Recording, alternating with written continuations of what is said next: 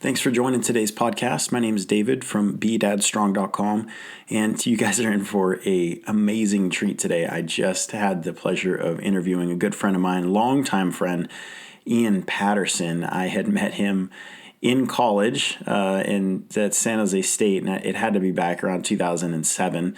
So no, maybe even before that, probably 2005 when I met him.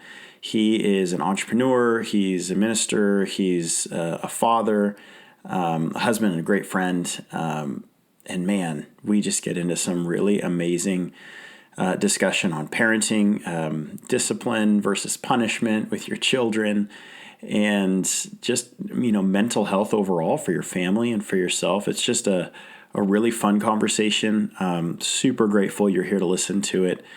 Enjoy. So here's the deal. Most dads today feel stuck, overwhelmed, like a shadow of the man they once were in their primes. And that's not okay. We're taking back the dad flag and creating a movement of men who will be strong leaders for their family, strong physically for their health, strong mentally for their careers, and strong internally for a balanced life. We are Dadstrong, and this podcast is for you. And we are live with Ian Patterson. And it just so happens my neighbor just stopped mowing his yard, so hopefully he doesn't start again. That's very considerate of him. Yeah, it is nice. There's a big recording sign on the top of my house that says, "Quiet, everybody." If they acknowledge it, you've got good neighbors. If I was your neighbor, I probably would take advantage of that to do some terrible things. Yeah, you'd move your kid's drum set outside their garage. Absolutely. Yeah, that's the right thing to do. That's a Dadstrong move right there. You go. I appreciate it. Well, thanks for being on. Thanks for taking time out of your busy dad life, husband life, entrepreneurial life, minister life. You've got a lot of hats that you wear. Which one is? Oh nope, he started mowing again. Sweet. Well, besides, which hat right now is taking up the most focus for you, and which one would you like to be taking more focus? I think probably the one that's taking the most focus right now is the dad hat. We just had another third child about 2 months ago, and life revolves pretty heavily around the three girls that we have, and we're grateful for them. They're definitely taking up a lot of our time and energy. I think secondarily, my entrepreneurial hat is sort of being juggled there because I am needing to figure out how to manage three in the house now, being a freelancer for the last year and a half and being there for my family, and at the same time moving my business forward and managing a career and things like that. So that's a lot right there, in addition to the love that I have for ministry and helping people, and we still do a lot of that, and that's also something that is in the mix there too. So talk to me about that transition, because we know there's a big difference between ministers who don't have families and small kids, and then there's ministers who have small families and small kids. What was that transition like for you, from being able to do whatever you want, go meet with people till 2 a.m, to not having that flexibility and freedom? Was that a big change for you, or was that a welcome change? It's huge. I mean, it was almost as big as the transition of getting married. As a matter of fact, I think it was probably more intense for us. Yeah. And it, I'll put on my ministerial hat for a moment. It really does reflect, I think, such a big life transition. It's like a conversion. It's death, burial, and resurrection in some sense, because you literally have to, I think, go through a process of saying, that's not who I am anymore. My life has changed significantly. My identity has changed, and I'm carrying a lot of, hopefully, the best of who I am into a new season, a new chapter of who I am. But figuring out what that looks like in a new season it can be pretty disorienting. So when we got married, obviously, my wife and I, there was a transition where we got married in our 30s, and we lived independently, and obviously had careers, and for most of the time not spent dating or in relationships. So it was a big transition to live together, to manage a home together, and you don't have the same spontaneity and independence that you used to have. And we thought that was a really big, transition with just two of us. But when you add a baby into the Right. mix, and then you add a second baby, and then you add a third baby, life really does revolve around serving your family at a whole nother level. It really is laying down your life to care for your wife, to care for your kids in a way that I'd never really thought about before. So it's been phenomenally good for me, but it's also been really difficult at times. I imagine your listeners, and you can relate to that, it feels really painful sometimes in that transition when you're tearing up some old muscle to build some new Yeah. muscle, in terms of family relationships and self-sacrifice and learning how to put your family first and also take care of yourself. Like, that's just a lot to juggle. So that's definitely been a really big part of our journey for the last 4.5 years since we had our first baby. So I'm gonna ask you to open the kimono just a little bit on that term that you said, um, dying to yourself and having to lay that down. What are some instances, very practical instances for listeners who don't know what that means, and don't have a context for that? So what are some practical instances that you've had to do that, coming from being a single man to married man with no kids? I call that married single when you don't have kids. And then now that you have kids, where are some, specific areas that you've had to lay down and say, you know what, not me right Yeah. now. I have to I look at this. remember when we had our first, and there was this continuous drumbeat of needing to take care of baby, just diaper changes and burping and cleaning up and changing clothes and bathing and all this stuff. And this was very new for me. I remember that there was a real struggle inside at moments of feeling as if, am I losing myself, the things that I want, my passions, my desires? Instead of doing things that I'm excited about, like going, and I love to read, I love to learn, I'm listening to podcasts all the time. I'm wanting to go out and speak and create new things a lot. To lay down some of those ambitions temporarily for periods of time to take care of this little squirming creature that, babies, most men, I think, don't have a particularly strong, fun like affection for babies. They obviously love their children, Right. but it's not as if you go, oh man, this is the best thing ever to spend time with this little creature that all it does is, make my life more difficult, basically. It's like there's just like A little poop and spit parasite. up, and like Oh my my gosh. wife's nipples are sore and she doesn't want to even look at me, and like I have to sleep in a separate bed. Like, there's a lot of reasons why you would feel a certain amount of resentment towards this little creature that's kind of invaded your life.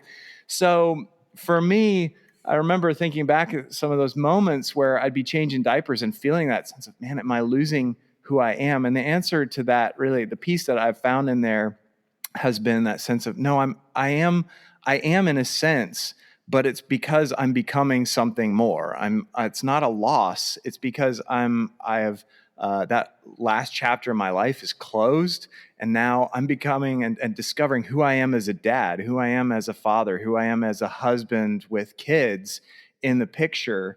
And that means that there's like a death to what used to be and how you used to be and your old ambitions. And then you have to embrace this sense of like, I'm a new person. I'm a new creature. The Bible talks about how we are new creatures in Christ. And in the sense, there is something that's never been seen before. So you have to discover, who am I now? What does this look like now? How do I date my wife now? How do I spend time with my with my passions and ambitions now, and bring all that into a mix? So that really has been for me that sense of, oh, I've got to lay this down and accept a new identity and a new learning. It can be really uncomfortable, but there's still a lot of joy in that too. When I figured out how to, and am figuring out and practicing how to be present in the moment and not fight that. Right. And I want to touch on something that you had just said about it's the death of this old thing, but it's not necessarily mourning that death. It's looking to this new seed that's planted and what's growing there. So I want to touch on that in a way where, what kind of examples have you had in your life of a strong male figure? Did you have a direction? Did you have like a lighthouse in the distance that you're like, as a dad, this is who I want to be. This is what I want to stand on and what I want to grow up into? That's an interesting question. My dad was really, I'm so thankful for him. He's been a phenomenal dad. He had an interesting history, and I think it's important to recognize that great dads don't necessarily come out of thin air. You know, his history was his own dad. He grew up in the national park system. His dad was a national park ranger, and they traveled all over the country, moved all over the country, lived a pretty wild outdoor kind of life. He grew up fishing and backpacking and being in the high country, and spent a lot of time with his dad. But his dad really didn't know how to emotionally connect very well. And so my dad, I think, he had to work really hard at that. It's something that I love and respect about my dad is when we were growing up, he was a very playful, engaged dad who spent a lot of time with us doing fun kid stuff and mentoring us. And we would do fishing and backpacking. He loved to pass that on and instill that in us. And that playfulness was something that I'm not sure he got from his dad. And that emotional engagement of sitting and spending time with us, I'm not sure it's something he got from his dad. So we were the beneficiaries of his commitment to grow beyond what he had modeled for him. So I'm grateful to say I've had a really good model and a good foundation there. But I, as a dad, have continued to try to come back to say, I don't want to rest on those laurels. I still have a lot of growing to do. And I recognize too that when I look at my girls, they have certain personality traits and strengths. And I have a lot of work that needs to be done to help them figure out how to become whole people and move beyond just their sort of natural tendencies. So, as a dad, I think a lot about how do I not just coast on my strengths and then encourage my girls to grow beyond their natural strengths too. So I spend time with them in ways like my oldest, she's a lot like me in the sense that she is she spends a lot of time doing something, learning something. She's very active. She's just has a hard time sitting still is the flip side of that. It's a hard time being just Right. peaceful and calm and self-contained and being present in the moment. So I spend a lot of time figuring out how do I grow myself so that I can model that for her. It's one thing to try to tell her, sit quietly, learn how to be peaceful, just to and I'm going, how much do I do that myself? So I, not as much as I can, and I need to work on that. So again, it's that sense of my dad had to cultivate some things. I also have to cultivate some places where I'm not as strong so that I can pass that on to my kids and not just my strengths. Isn't that the hardest part of leading and the hardest part of being a dad is the things that you're saying? Are you looking in the mirror to analyze, am I doing these things? And are they doing these things the way they are because they've seen me doing these things 100%. in the way I've been doing them? 100%. And that's for any dad listening right now.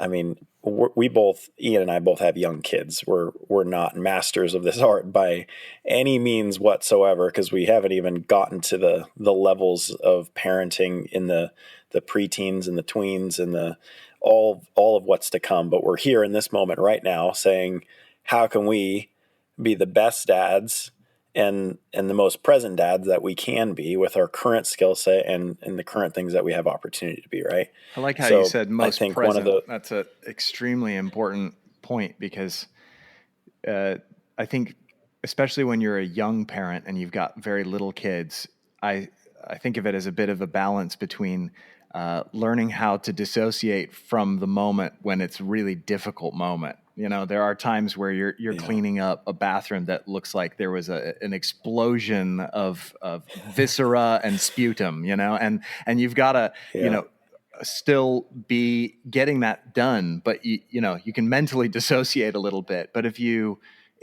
unplug from the moment too much, you'll miss out on a season with your kids that can be extremely important and special, and it's just gone so fast. So especially with little kids, figuring out, I think, how to be present and spend time with them intentionally and be an intentional parent instead of just somebody who's on cruise control and distracting yourself a lot of the time is so important. Yeah. And I think it comes back to this lie that a lot of us have believed that, well, from 0 to 4 or 0 to 6, whatever age that you put in that fill in the blank, I just have to kind of pass the time until they get to the age where I can be interested Yeah. or where I can do something that the two of us can engage in, that we can share something now. And I think that goes back to your earlier point about death. And man, I just had to lay some things down that I thought was a part of my identity. And I think the hardest truth that we can bring to any new dad is that you have to die. And the selfishness in you is going to get exposed, and you have a choice to either do something with it and kill it like it should be gone. When you say that you love somebody, you're not loving them to benefit yourself. Love doesn't seek its own benefit, right?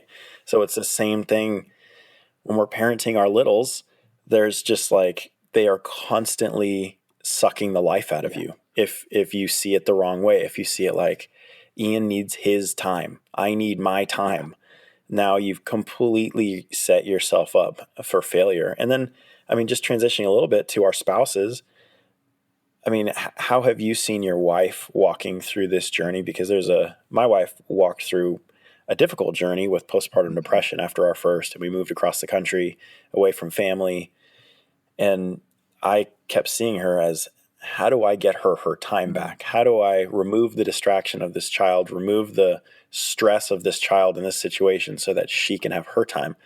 And I don't know if that set her up for some failure down the line, but it was everything I could do to try to keep my wife mentally healthy.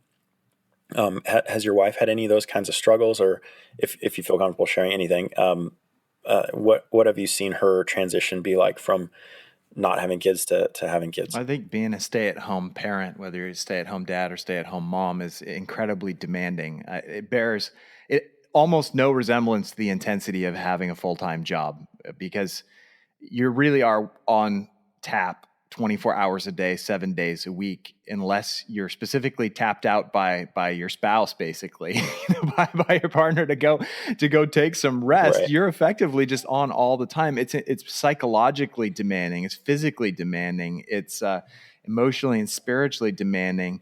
These little human beings can be so needy some of the time, and they don't respect your needs. You go, I get this little baby. What about my needs? What about my needs? You know, like, I haven't even had a shower in 3 days, for the love of God. So at some point, you know, everybody hits a wall, and they have to figure out, I think, how to move through that. So my wife, I think, has moved with a great deal of grace through this season, but of course, there's just difficult times. You know, I know that as a husband, I look forward. I mean, I'm the primary earner in the family, and so I look forward sometimes, some days, to going to work so that I can rest. You know, it's like my wife doesn't even have. She doesn't have that opportunity. So I think as a husband, one thing that I think about is one poison thing that I've identified and tried to move away from when helping my wife is this sense of this being a zero-sum game, where if I'm resting, I'm taking away from her, and if she's resting, she's taking away from me, or taking away from our kids. So the flip side of being a phone it in kind of parent that just wants to get away from your kids as much as possible is that you have a tendency to just think, I can't go do anything that I enjoy, or take any time for myself, or take care of my health, or take time to work out. Like, if I'm working out, that's time not spent with my kids, and I'm hurting them, or hurting my wife, or hurting my spouse because I'm not taking care of them. And I think that's super poisonous too. So one of the things that I think my wife I've really tried to encourage her with, and she's needed to grow in, is taking intentional time to take care of herself and to do something that she still enjoys and loves outside the home. So even if it's to just go for a walk, go for a hike, go sit out on the bluffs, whatever it is, go. She just recently started painting again, and that's been something that she's found a lot of joy in. And that's been something that's been kind of a learned reacquisition of joy. Like, how do I cultivate joy and do things that I still find really meaningful and happy, that are different from the joy that I get from spending time with my kids too, because everybody needs to have that kind of balance. And so I think that for my wife has been really good. I think she also she has that continual pressure of having 3 kids, and we're planning on homeschooling. And so the idea, Oh, sweet yeah, sweet mercy. mercy. I talk to a lot of parents, and I'll take my kids down to the playground nearby. And I was spending time with some mom friends, and they basically were saying, I cannot wait until school starts again, so that I can Yeah. get my kids out of the house. And when you're thinking in terms of, being a highly intentional parent who's maybe even thinking about, homeschooling or something like that, you don't even have that option. That's not even a mentality that you can really engage with. It's how do I Right. get the kids out of There the is house? no summer vacation in sight. No. So that's it. That's something that we're really having to work on too, is like, all right, you got to have good emotional hygiene, physical hygiene, spiritual hygiene, keep yourself strong and healthy, so that you don't have that mentality of like, all right, I can bail out in 2 weeks and then not see my kids again for, 14 hours out of the day or something. So yeah. Wow. That is an intense situation. So I'm thinking like in terms of 4 different areas of health. So you have your kids' health, right? Are they being mentally engaged? Are they being physically engaged? Then you have your health. Are you keeping yourself with a strong level of mental health? And then your wife having her own space and mental health. What about your marriage? How does that play into this new role of being a dad? Well, it's not so new anymore, but that in a lot of marriages that can take the back burner, and it's like, okay, our whole life is centered on our kids. It's all about our kids. It's all about how do we keep them healthy and happy and intentional with them.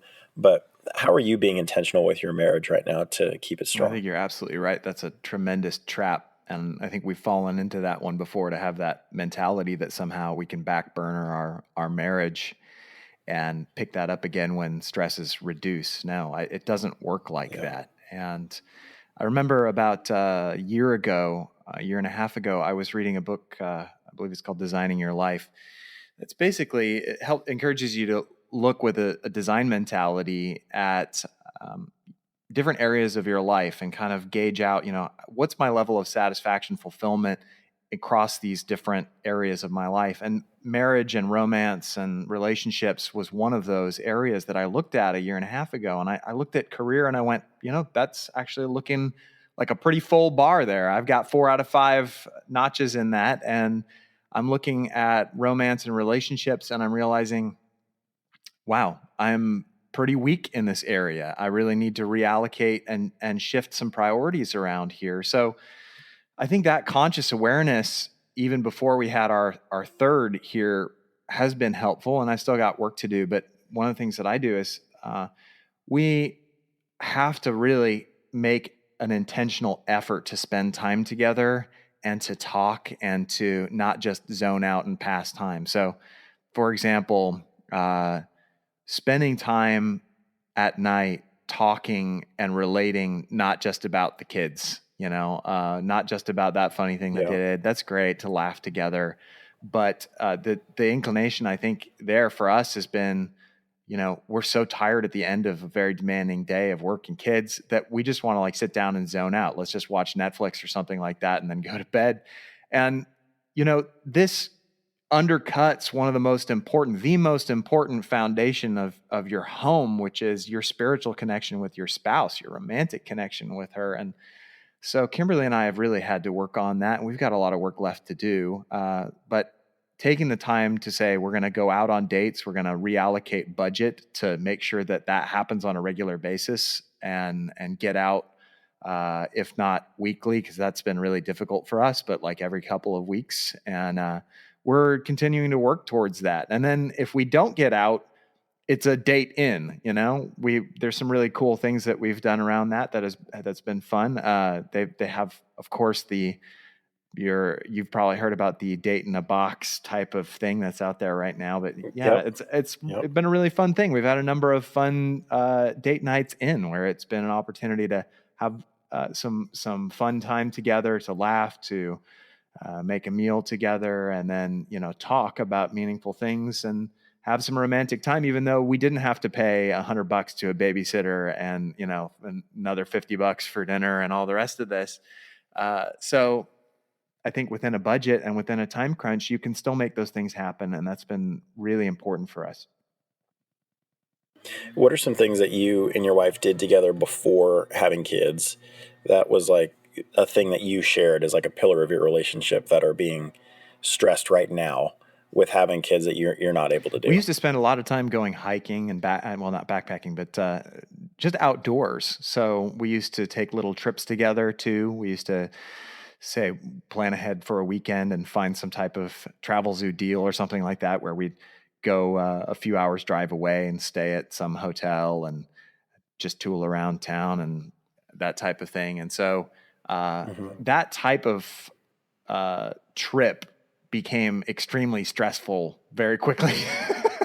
It ceased to be relaxing with kids. We're still working on that. It's gotten better, but I remember the first couple times we tried to do that with kids. All of our kids have had significant colic and sleep disruption issues, and we worked really hard on that. But the idea of sleeping in the same hotel room with a colicky baby is it's like one of the circles of hell. I didn't want to do that anymore. So we lost something that was for us kind of a routine, romantic, fun, playful thing to do. And we've found some things that I think have been better substitutes for that. And now that the kids are getting a little bit older and sleeping a little bit better, and we've got a baby that's not as colicky, that type of trip, we've done a couple of those and it's been better. But, even flying still is something that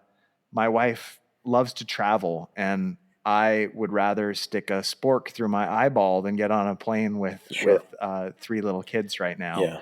So I just broke into cold sweats when he said flying with 3 kids. You probably had that experience.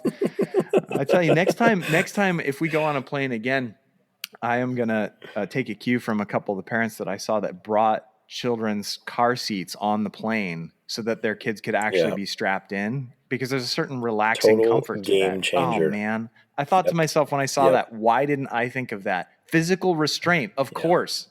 Like, yes. I should have brought rope or something. No, I'm just kidding. All right.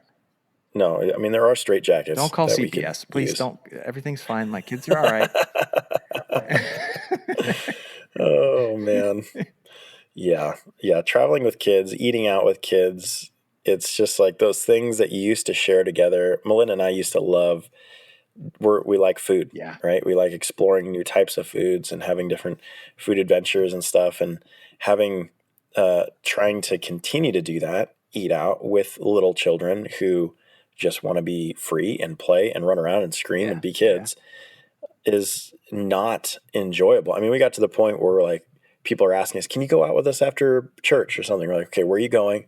And we would call and pre-order chicken nuggets or chicken fingers and fries to have it ready for us when the table's ready, and just trying to streamline the process as absolute much as possible. And it was like, this is so exhausting. It's not even worth, it's just not worth doing this. I don't think most pre-parents understand the level of intentionality that's required to do the most basic things as a parent. And if you lose the will to practice that level of intentionality at any point as a parent, your life will become harder and harder, and your behavior of your children is going to get worse and worse. So it's something you have to embrace. Like, just leaving the house used to be, okay, honey, you ready to go? Yeah, let's go. We'll get in the car. And we walk out, and it takes 30 seconds. You get in the car and drive away. And when you have kids, it's have they used the bathroom? Do we have snacks? Did they get their shoes on? How come they're not wearing pants? Suddenly you took the clothes off that I just put on you 2 seconds ago. Oh no, there's been a diaper disaster. Where's the diaper bag? Oh no, the tires on the stroller are flat. What happened? Why is their pouch spread all over this car seat now? It's just like, it is devastating unless you just embrace that life moves at a very much slower pace. And going to a restaurant, for example, like you mentioned, I totally relate to that. I remember going, so before we had kids, Kimberly and I had a trip to Hawaii together, and it was really lovely. We went mountain biking, and we sat on the beach, and I just went swimming and all this great stuff, and hiking. It was lovely. And then we went back after having our first, and the baby kept us awake probably 4 or 5 hours a night because she was so colicky. And then on top of that, we tried to go to a restaurant for a nice meal. And I remember sitting in this restaurant, the food has come, it looks amazing. And this little gremlin child is just absolutely will not sit still, and is just freaking out, and nobody can enjoy their meal. And I just remember walking around with this pre-toddler in the lobby of this restaurant and thinking to myself, I hate this. I hate my life right now. Like, this is absolutely miserable. Yep. And the level of intentionality that you have to embrace to make those things pleasurable and healthy for your kids too is just crazy. I never imagined that I would need to sit down and do pre-training with my kids before going into a restaurant. And I have to do it less and less now because we've spent a lot of time on this, but to set the expectations of, and practice it at home, of sitting quietly on your chair with your feet facing forward, and that the fork, and here's how you hold a fork, and here's how you do this, and when is it appropriate to leave the table, and all of these different things that it's just, man, I never imagined that was going to be required of me. And I was ridiculously naive to not imagine that. And now that we've spent that amount of intentionality and we're spending it more and more, we don't struggle with the things we used to struggle with. We struggle with newer and higher things. Yeah. I've come to have this analogy about kids and food and snacks, that you don't go to war without bullets. That was one thing that I learned in outdoor sales, door-to-door sales, is you always go with contracts to sign people up, right? It's the same thing as a parent. You don't go to war without bullets. And the bullets are snacks. They are things that the kids can put in their mouth and keep them quiet. And that's, with my kids, they are, the best way to keep my daughter occupied is with a goldfish or something that she has pre-selected and chosen the color of the bag and how it all goes together. And, it has to be on her terms. But if there's food, we should be okay. And they will power through like 12 snacks in 20 minutes. So bring a bunch. It can definitely help with your pre-planning. If you're a pre-parent. It can, knowing how to divvy out those snacks and handle that, it can be really helpful, just as a practical matter. And on the flip side of things, anything like that is a support mechanism for good behavior, you have to be careful it doesn't become some kind of weird crutch that gets perverse. And so my kids, like, for example, with the snacks, they could literally be continually eating through any day. And the snacks are something that we had to deal with. And basically we cut way down on that, or hardly any snacks at all between meals, because we realized they would come to mealtime and then they wouldn't eat. And then we'd have a really unhappy dinner experience, or a sit down experience where the kids weren't hungry and they just wanted to go play and we didn't get family time. So things like that, it's also complicated. You have to be really strategic as a parent and think through the incentives and the weird sort of interplay of the things that you're training your kids with that you didn't even realize. It's like 5-dimensional chess sometimes. Yeah. Whatever's convenient is not likely beneficial in the long run. Unfortunately. It's true. The easy go-to. Yeah, and it creates all kinds of actually going to hurt you. Yeah, it creates all kinds of weird things. Like, you see a lot of these parents that rely on screens. And by the way, it has its place. I'm so thankful that, Mr. Rogers is on Amazon Prime right now, and I can put on a wholesome, nice program for my kids to watch and actually learn something that's not like crack cocaine for their brains. And it's really lovely to have that option. But, if you use it as a sedative for your kids all the time, of course, it creates, you may be able to divert them, but it really is just diverting that energy into some other problem that it's going to pop up somewhere else. So there's no other way, I think, to be a growing, healthy parent and to help your kids than to just embrace the battle and say, I'm going to be present in this moment. I'm not going to deflect, and I'm not going to ignore, and I'm not going to divert. I really am going to engage the problems and be an intentional parent and help my kids grow beyond this challenge, not just distract them from it and distract myself from it, because it just will cause a backup, an overflow in some other area, and then you're going to be constantly fighting fires. And so it really is that embrace the new identity, who you really are. You're going to be a dad, you're going to be a mom, then embrace it and be present. And I think something that is worth noting here is parenting is not a tool bag of tips and tricks and little hacks that there's, little parenting hacks to get things done or to get by or get through a tough moment. It comes down to what Ian has been portraying here.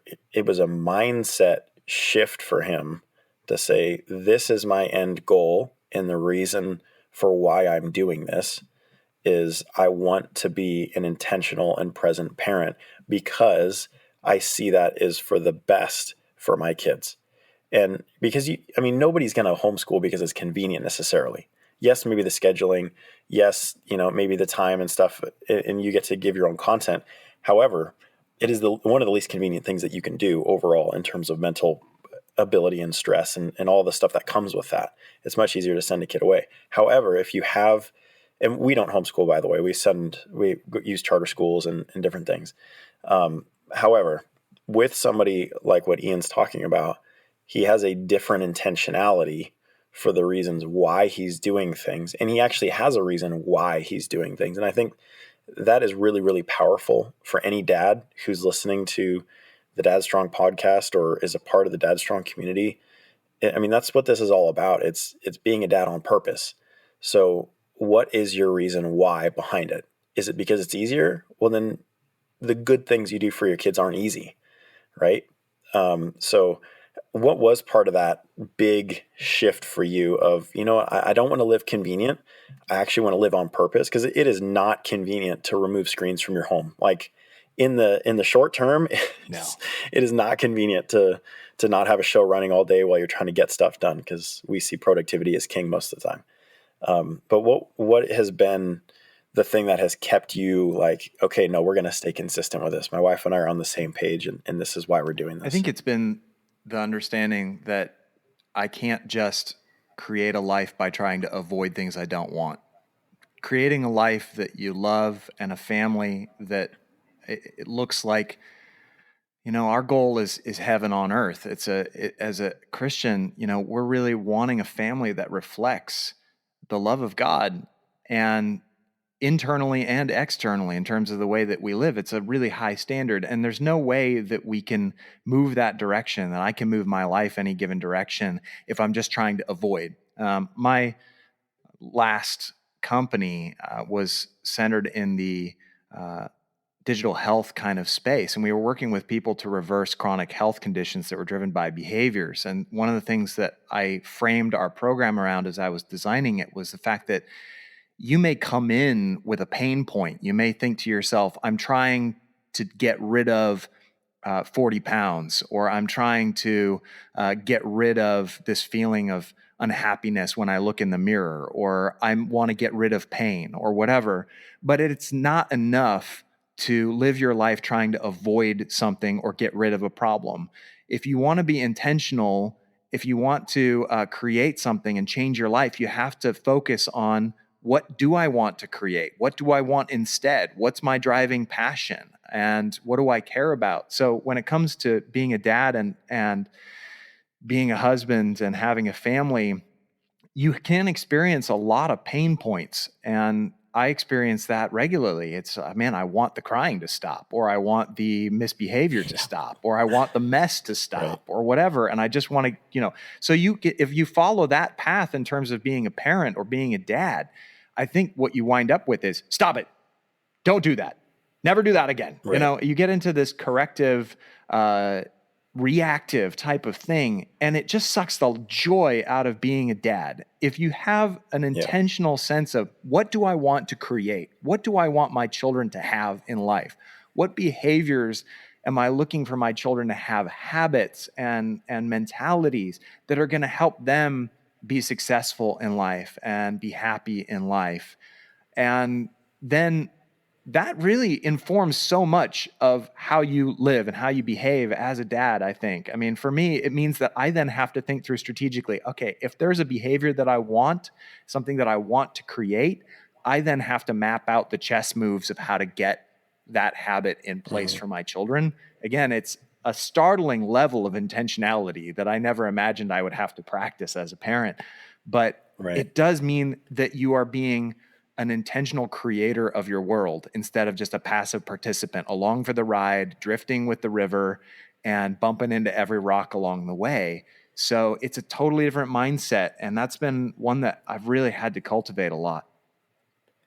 And I think the last thing that we want is just what the default kid that gets popped out is in our society today. I mean, there are so many crazy issues in terms of drug addiction, in terms of screen addiction, this insomnia, mass, suicides, and the increasing number of suicides in young kids.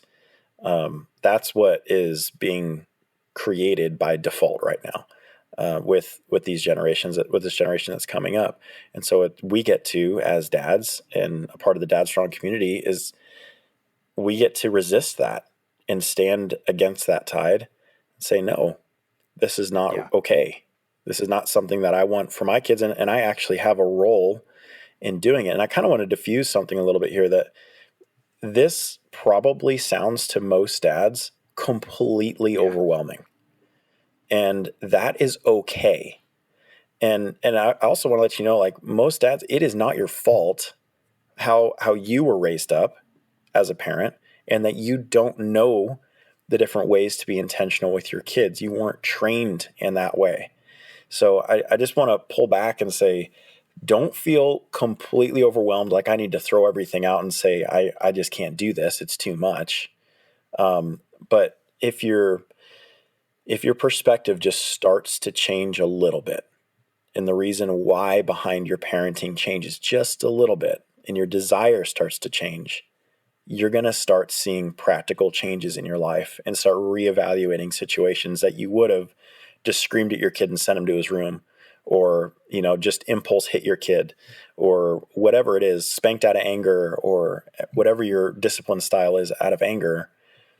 If your perspective starts to shift just a little bit, you're going to see a change. That's totally right. And that's totally right. That's the whole goal here. I want to share a quick story about that if I can, because that is totally true. I can't share the number of times where I have felt so overwhelmed by the prospect of needing to do more intentional parenting. I mean, like I'm that feeling of I'm just getting by right now. Like I'm in survival mode, and that really is the enemy of the ability to intentionally parent, is that sense of being exhausted and overwhelmed. And it's just a fact of life. You're going to hit it and you have to move through it. But a couple weeks ago, my wife and I sat down, one of those times where we were intentionally sitting and talking after the kids went to sleep, got the kids down, rare moment of being able to sit and actually talk quietly. And we were reflecting on some of the day and some patterns of difficult behavior with our kids, and realizing, man, there's like 5 different habits that our kids have gotten into in different areas, whether it was around the dinner table, bedtime, snack time, getting in the car. These types of behaviors were just emerging over and over again. And we were going, we're so like the idea of trying to tackle 5 different behavioral areas at the same time when we were still in survival mode. The sleep deprivation experiments are still ongoing in our home, and crazy. We're having crazy hallucinations, and I don't know, any kind of things like that.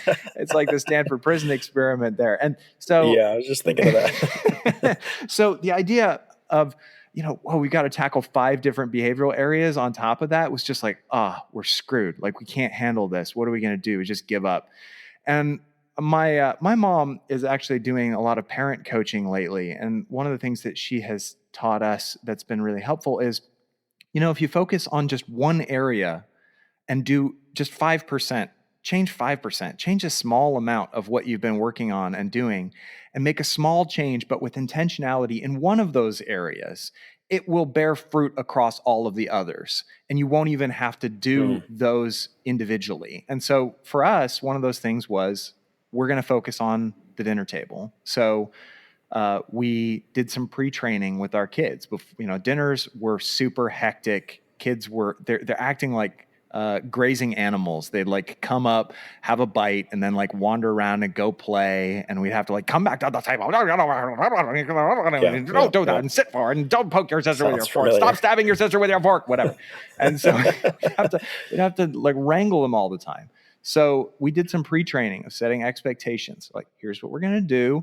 Now you help us set the table. And when you come sit at the table, you're going to sit with your feet forward, and you may not leave the table until you ask to be excused. And we're going to have a conversation and, different things of setting expectations of what dinner was going to be like and after dinner.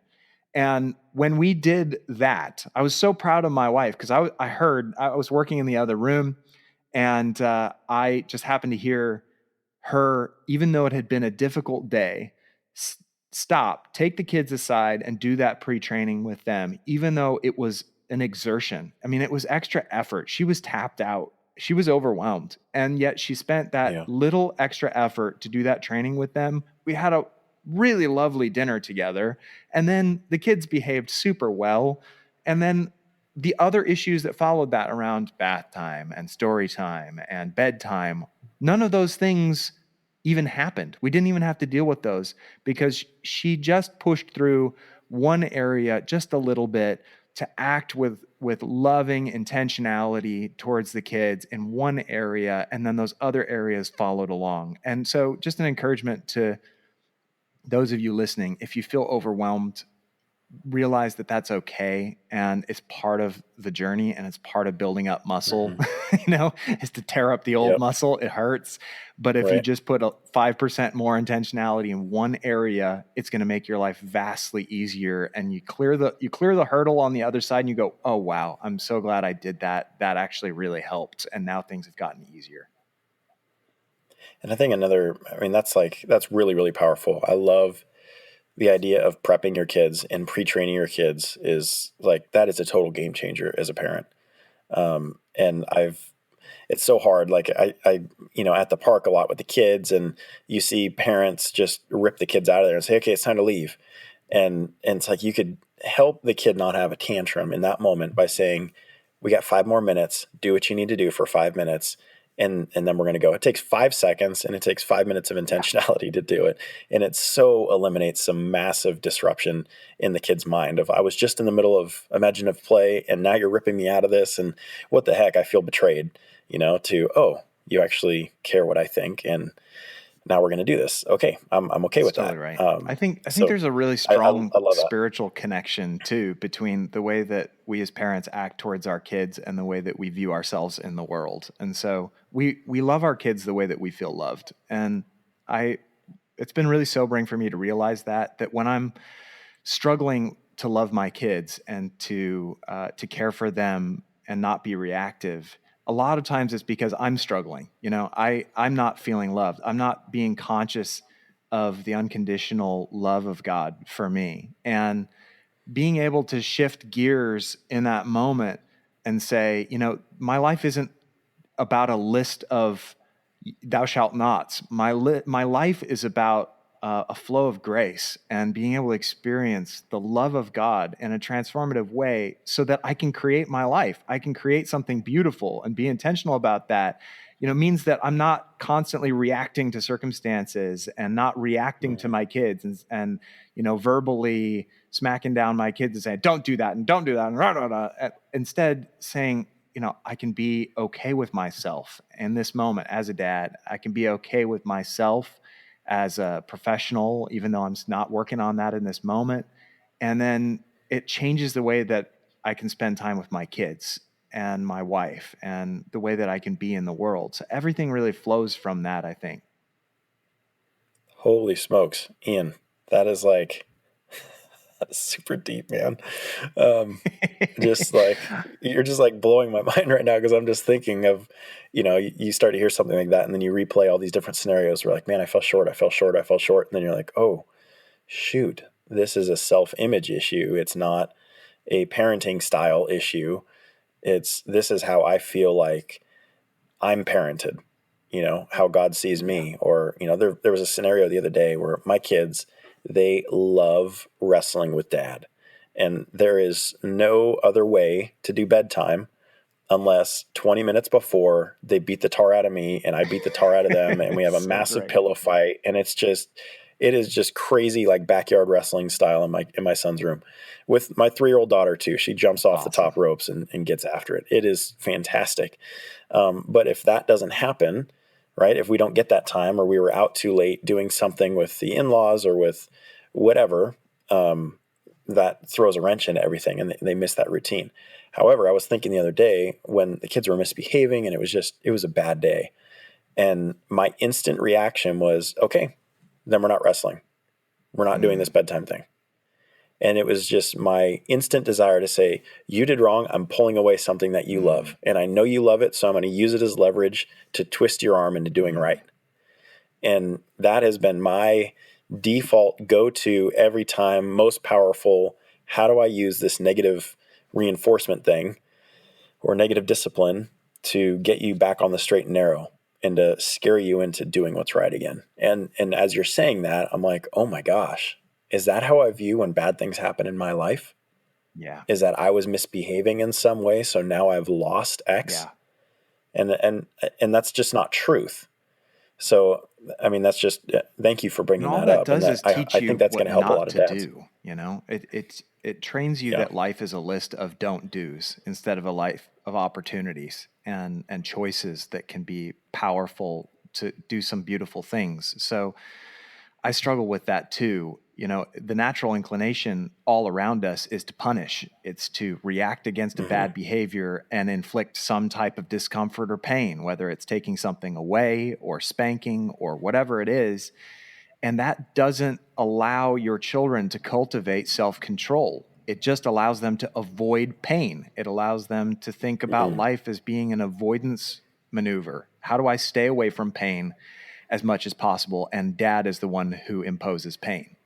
And of course, this is a reflection of our spiritual beliefs too, that somehow this is the way that life is. If you're not a person of faith, if you don't have a relationship with Christ, then it's just a reflection of how you view the world. But if you're a Christian and you view things that way, I've learned in myself, it's a reflection that I view my Father in heaven that way. I view him as being a punisher. I view him as being the one who's, I love Danny Silk on this, who's written a number of great books on parenting, but he talks about this power dynamic of, this giant yellow truck that it shows this picture of a huge dump truck and it's crushed this small little pickup truck underneath it.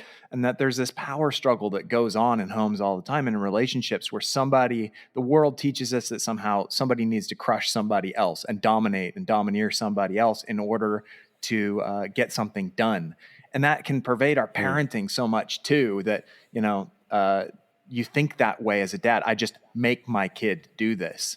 And when we do that, in the moment, it can feel powerful, but really what we're admitting is we're powerless to help our children develop self-control so that they can do it themselves.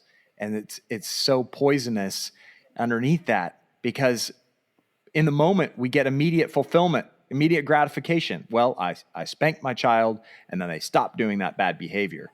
but Yeah. we missed out on that unseen opportunity to help them choose the right thing and to develop a sense of joy about doing the right thing that will carry them through the rest of life. And it comes from having the freedom to make mistakes and be okay with that and learn from that. And it's just it's a beautiful part of being a dad that I'm still discovering. Yeah. And it's a beautiful discovery process. And I want to kind of segue as we kind of wrap up here. We just have a few minutes left, and I want to respect your time, Ian, um, at, into discipline styles. In our home, we had this, I don't know, a revelation about discipline maybe 3 years ago with our son. I would see, before we would spank with like a spoon. And I know it's very controversial, but we would spank with a spoon, not with our hand, and not out of anger. But I would see when he did something and he knew he did wrong, and he would apologize for it and say, please, I'm so sorry. And I saw sincerity in his face, and I would spank him, and I would just feel kind of awful about it. Like, I know, I think I did the right thing. I was always spanked that way. I mean, my dad was always pretty angry, but on the, most of the time I was just spanked no matter what. And then I just got this revelation that, you know what, he's showing a sincere turning of heart of, I wish I didn't do that. And how is that not repentance? And to me, I was like, oh my gosh, him seeing he did wrong and knowing if I had that choice again, I wouldn't do it. That is the lesson. And he learned it. And I get to now, my heart is filled with mercy, and to say, you actually don't get spanked on this one. And that's amazing. And be able to talk through, you know what, I forgive you, and walk through this mercy, forgiveness, repentance process it's revolutionized a lot of discipline in our home. And that's not to say that's what happens every time. And sometimes your kids will try to manipulate you and say, oh no, I'm sorry, I shouldn't have done that. But they really don't care whether they did it or not. And so there's still discipline needed, but there's those sweet moments that you can miss them if you're just angry, where they truly are sincere and repenting and they wish they didn't do it. And we get to show mercy in that moment. That was like, it blew my mind, because it helped me see God in a different way. But I think it gets to impart something into our kids that is just deep and powerful, and that will stay with them for a super long time. So what does discipline look like in your guys' home? One story comes to mind where I had a mentality shift. I came into the kitchen and walked in, and there was just an incredible mess on the floor. I forget what it was, but something had been dropped on the ground, smashed into the ground, smeared around, whatever it was. Mm-hmm. And I knew that it was my oldest, who I think at the time was probably 4 years old, 3.5 years old, something like that. And my first reaction was, she's going to be punished for this. And I draw a line between the practice of punishment and the practice of discipline. Discipline is training for life. Punishment is a smackdown for doing something wrong, which may or may not train you to do the right thing. So, discipline is training. And my initial reaction was, she's going to get a spanking. And I also, in our home, we practice responding with a lot of tools before we get to the point of someone getting a spanking. And when we do that, we really do make sure that it's not in anger, that there's a process around this, and that there's only really a very small subset of things. And that subset of things for which you're going to get a spanking in our house is like smaller and smaller, and it happens less and less. And I'm thankful for that. Right. But my first reaction was, she's going to get a spanking. And then I thought, how do I train and how do I redeem this? Right.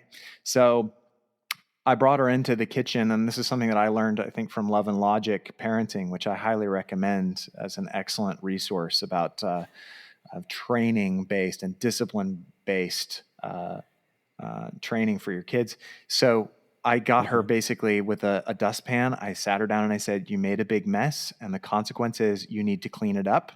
And this is going to take a fair amount of time from you. And that's really such a bummer that you made this mess. And so here you go. And she spent about 10 minutes with requiring a little bit of guidance, needing to sweep up and mop up all of that stuff.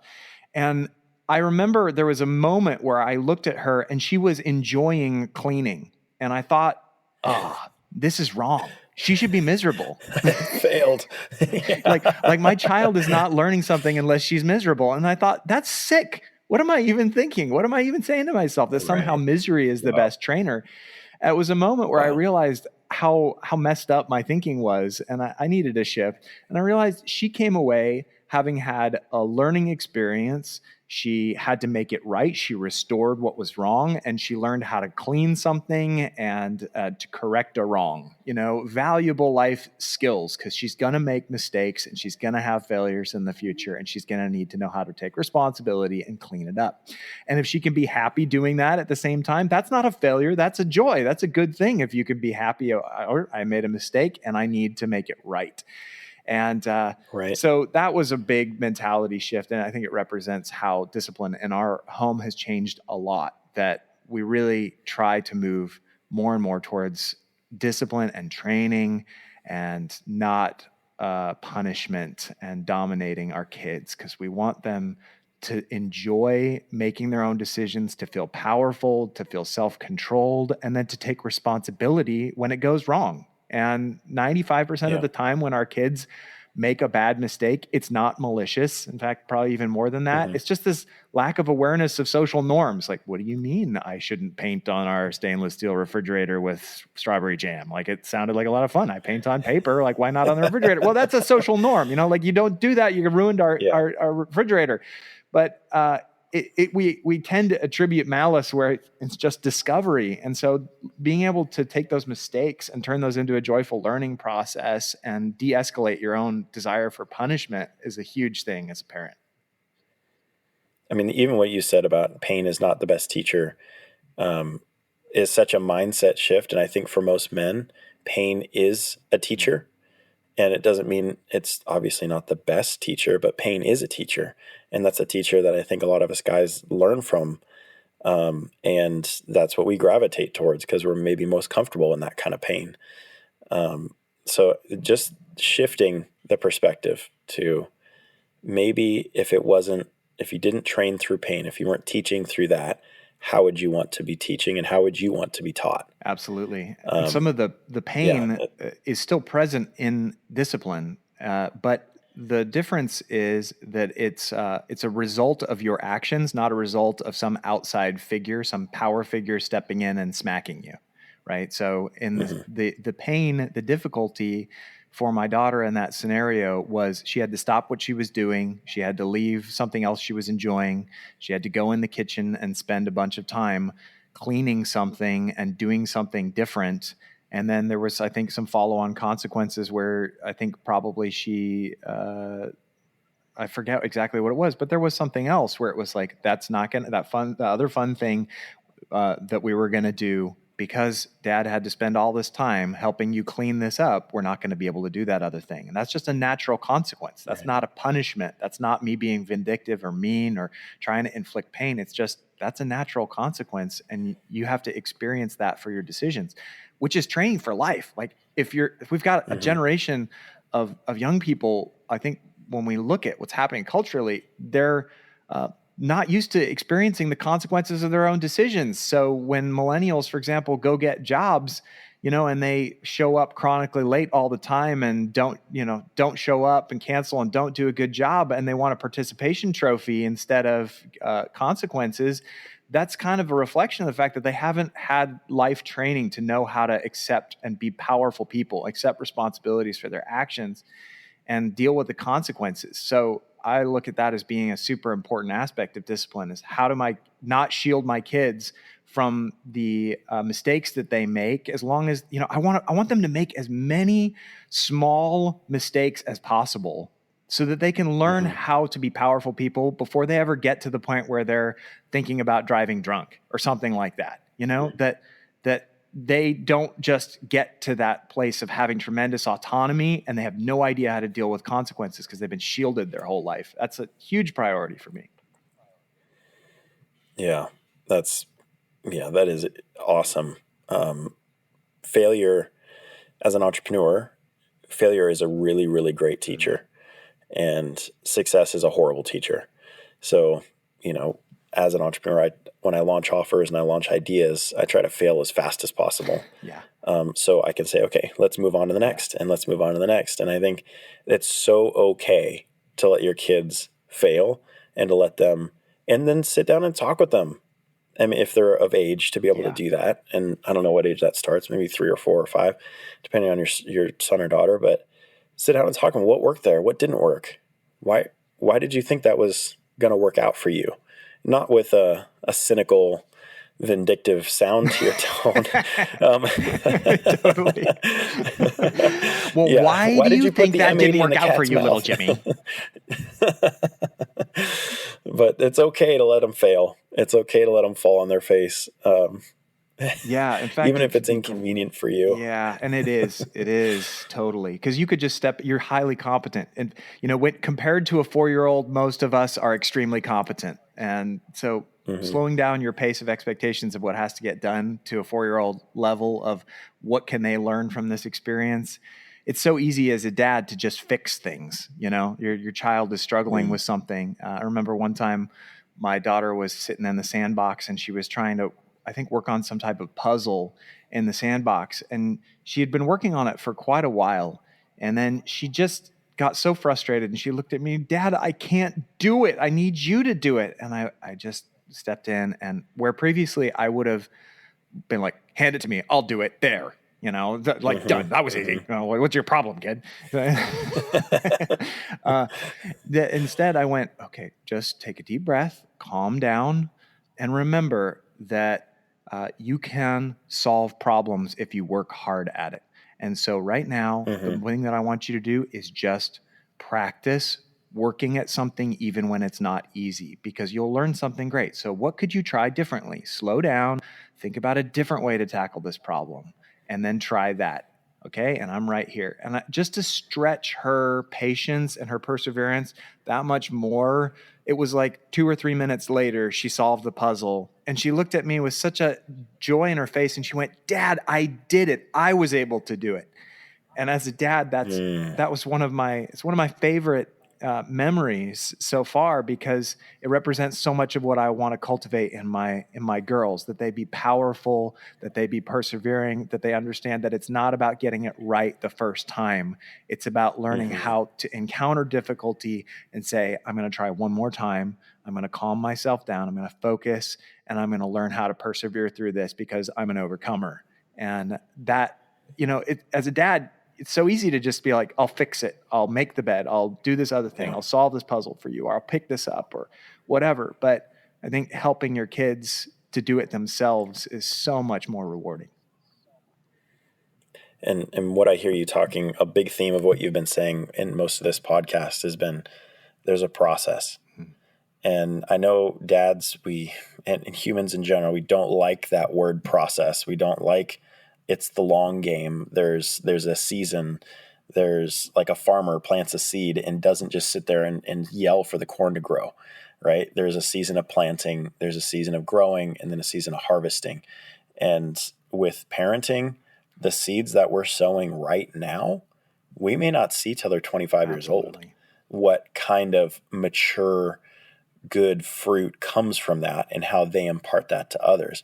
But if you sow the seed well, if you sow it in love, it won't fail. And there's a amazing promise around that. But that if you're doing the right things with the right motivation now, and you're loving and sowing in love now, I promise you, they're going to be sowing it into their kids. They will return to it when they're older.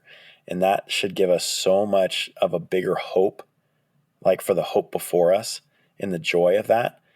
That should help us get through these really hard times when the bathroom is completely exploded and your kids are running around the house naked, and which is our house most of the time. But it's like, there's a long game here. I have to look at the bigger picture, and there is a bigger picture. It's not, how do I get the kids in line so I can watch football today? That's not the bigger picture. The bigger picture is your son or daughter with their son or daughter, looking in their eyes and saying, I need to take a deep breath. How can I teach them in this moment? That is the longevity. That's the legacy that we're talking about and that you get to do and have a part in. And how amazing of a blessing is that as a dad to be able to do that? It's the best. Yeah, it is. It is. So, thank you, Ian, for being on this. I think that's probably a pretty good place to wrap up. My pleasure. Man, really enjoyed it. I think it's such a rich conversation, and I really hope and I believe that a lot of dads will be able to listen to this and come back to this multiple times and say, okay, this is a different perspective. I don't get it, but I want to get it, and I want to become more intentional. So thank you for modeling that with your kids and with your wife, and for us other dads. And keep going, man. Keep fighting the good fight, and be strong. Thanks, David. Really appreciate it. It was a fun conversation.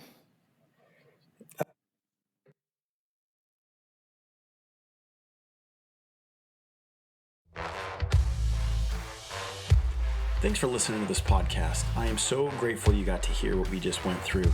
And if you love what you just heard, come join us over at Dadstrong.com and grab yourself some swag, grab a hat, a shirt, sport the brand that is helping dads be strong for their families, changing the world one household at a time. Thanks again for listening, and hope to see you over at Dadstrong.com.